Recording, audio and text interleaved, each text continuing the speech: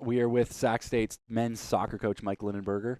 Mike, thanks for being with us. Absolutely. Happy to be here. Cool. So you're coming into your 36th year, which is kind of insane. Longest tenured coach in the Big West. Obviously, the sport in this country has changed so much. How has the sport evolved since you've been here at Sac State? Yeah, there's been massive changes here. My very first year here, I was an assistant in 1988. Wow. We were non-scholarship Division II. Weren't in a conference. 3 years later, we made the move to Division I. We were still non-scholarship without a conference. We got into the Mountain Pacific Sports Federation a couple years later. A few years after that, we got some scholarship money.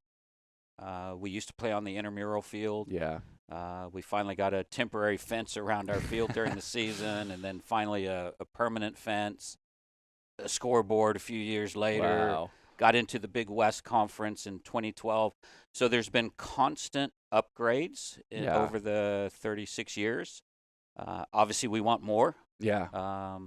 But there's been constant upgrades, which keeps the fire burning. Yeah. Well, first off, get some lights in there. So you don't do those 100%. water breaks. 100%. Yeah. But yeah, the Big West, and now with most of the other teams going to be moving to that. You guys have obviously been playing there already for a while. How has that been too with the other, sports moving into that? And I'm really excited about it. yeah. I've loved playing in the Big West, yet we were an affiliate member. Mm. So we didn't have a big say in potential policy changes, rule Right. changes, anything like that.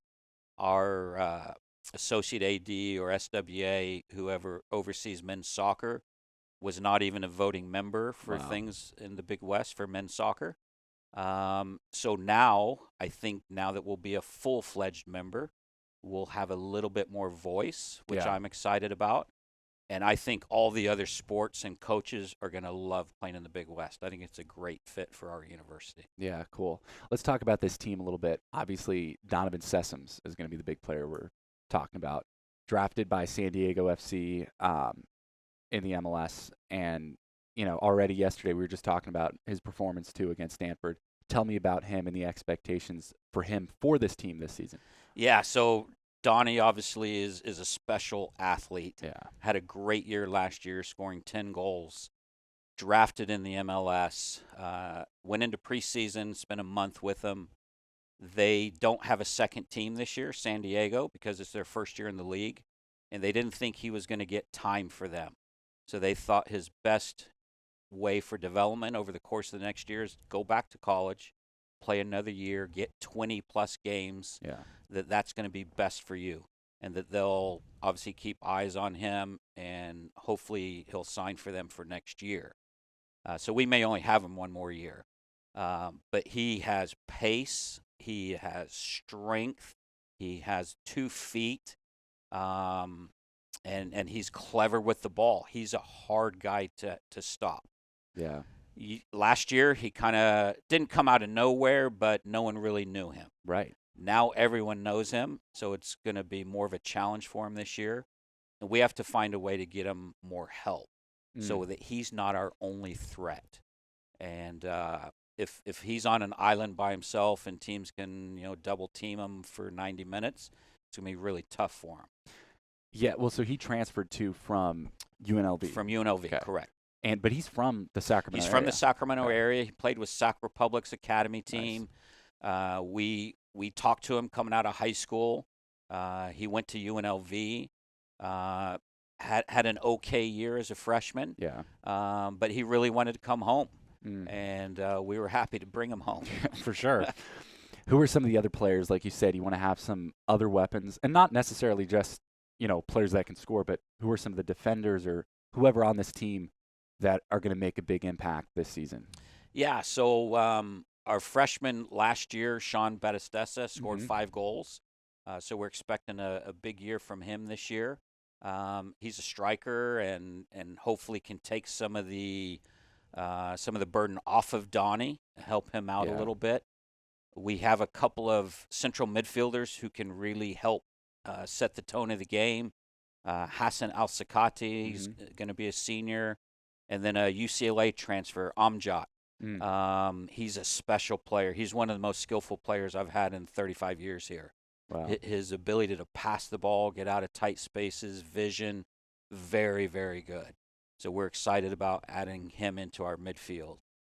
We've got a plethora of good center backs. Mm. It's going to be a challenge for us to figure out which two or three are going to be Yeah. playing and which two are going to be sitting on the bench. But we think we have good size, strength, airplay through the center of the back. We have Zach Giles, who's a junior. He's got pace on the flank, can play left side, right side, can play as an outside back or a winger. We're going to need a good year from him this year as well. He can also take a little bit of responsibility off Donnie in the attacking third. So those are some of the guys that we need to have good years this year.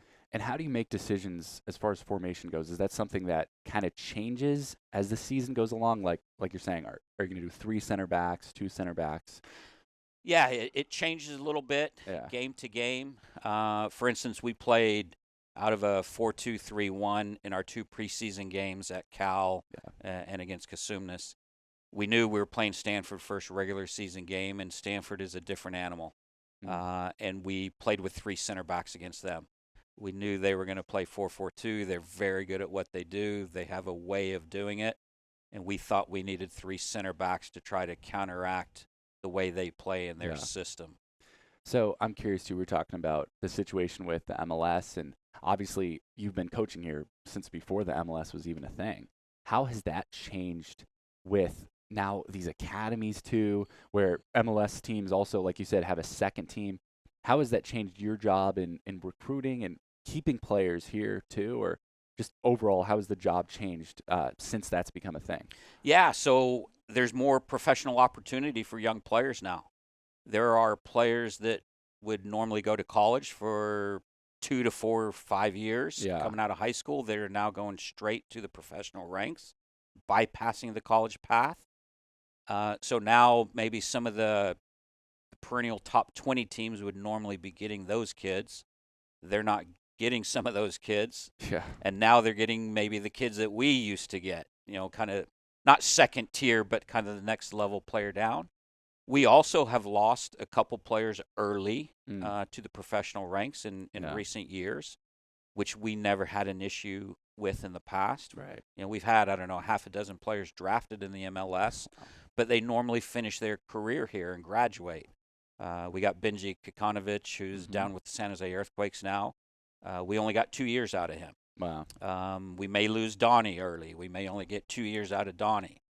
And although they're really good players, their best years would be when they're juniors and seniors. Yeah. So it's frustrating, but we're obviously happy for them. We encourage them if they can move on early and this is their life dream. We encourage them to do it. We try to help them do it. But selfishly, we would love to have these guys for 4 years. Well, like you said, they're leaving right before those years where they're in their prime for college.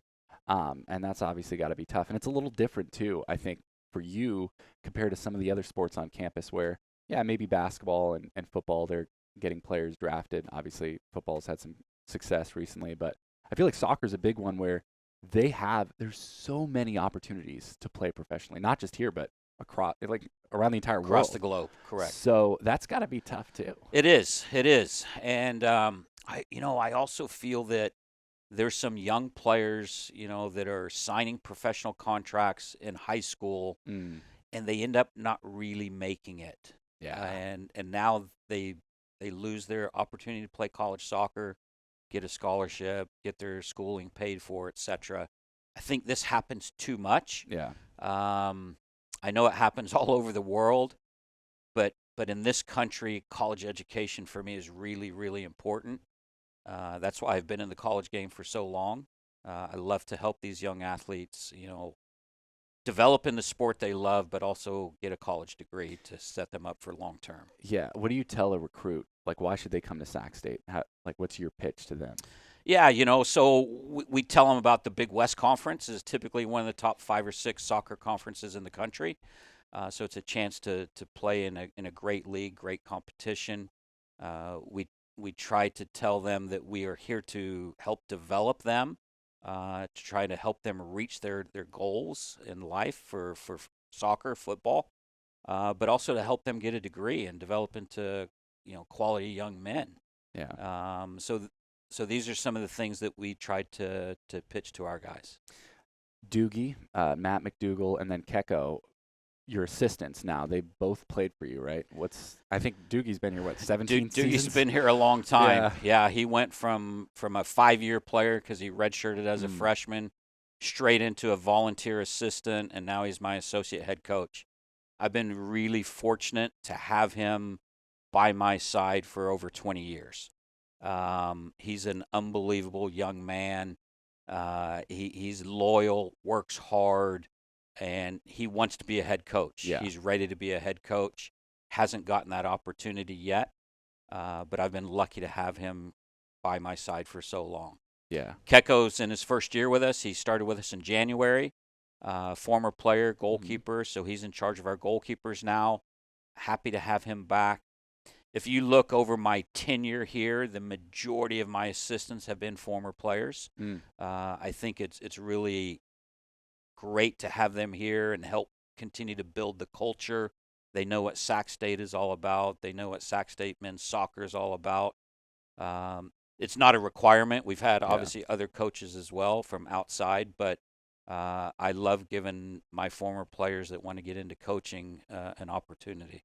What was that like for you back in the day with getting into coaching? Why did you get into coaching, or how did that opportunity kind of come about? Yeah, so I wanted to be a professional player after I graduated. I went over to Germany and played 1 year in the 3rd division. Oh, nice. The team that I was playing with didn't want to sign me for a second year, and I decided to come home, and I came out to Sacramento because they had a semi-pro team at the time that I was playing for. What was that team? It was the Sacramento Jazz that then morphed into the Sacramento Senators. We played in the old Western Soccer League. Wow. And my older brother was actually the head coach here at Sac State at the time. So he's the one that said, hey, you can come out to Sacramento.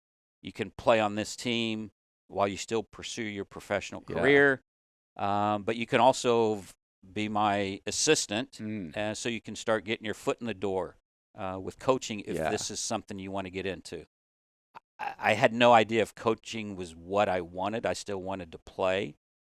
But after 1 year, my brother left to take a new job out in South Carolina, literally I want to say 2 or 3 weeks before preseason training in August. And we had just hired a new athletic director, Lee McElroy, at the time. So he was brand new, only here for like a month. Yeah. So he told me and the other assistant, he goes, hey, I'm going to make you guys co-head coaches for the year, interim. We'll see how the year goes, but we need to get through this season. Yeah. We ended up doing that for 3 years. And the 3rd year was our first year of Division I play. And then at the end of the 3rd year, me and the other assistant or the other co-head coach went to Lee McElroy, the AD, and said, look, we think we've done this as long as we can as co-head coaches. We both have more confidence, more experience now, have a little bit different philosophy. Yeah. We both want the job. So he told us, he said, okay, I'm going to open up the job nationally. Neither one of you may get the job. Yeah. Wow. We'll see what happens. So kind of taking a risk. Yeah, taking a risk for sure. And we both got interviews along with a few other candidates, and I was fortunate enough to get the job and have been here ever since. Yeah. So I was lucky how I got my foot in the door and got the opportunity. I wasn't ready to be a head coach those first couple of years. I was too young, but I learned in the trenches, learned along the way, and it's all worked out. Yeah, which is sometimes the best way. Sometimes it to is. learn. Sometimes it is. Absolutely. Do you have like a best or a favorite moment or something that stands out in your career here? Yeah, I've got several moments. From a on the field moment, the 2 years that we won championships and got to the NCAA tournament, won first round games both years. Those memories are unbelievable. I loved the NCAA tournament as a player, and being in the NCAA tournament as a coach is amazing as well. But probably the thing I'm most proud of now, away from the field, is how many players we're able to graduate. Mm. And we graduate a lot of players that are the first person in their family to get a college degree. Mm. And for me, that's the most rewarding. And you see how these student athletes grow from freshmen to seniors. The transformation they make as students, as young men, is just heartwarming. Yeah. And for me, that's one of the greatest parts of the job. Looking forward to it, Mike. Thanks for being with us. I appreciate it. Thanks so much. Cool.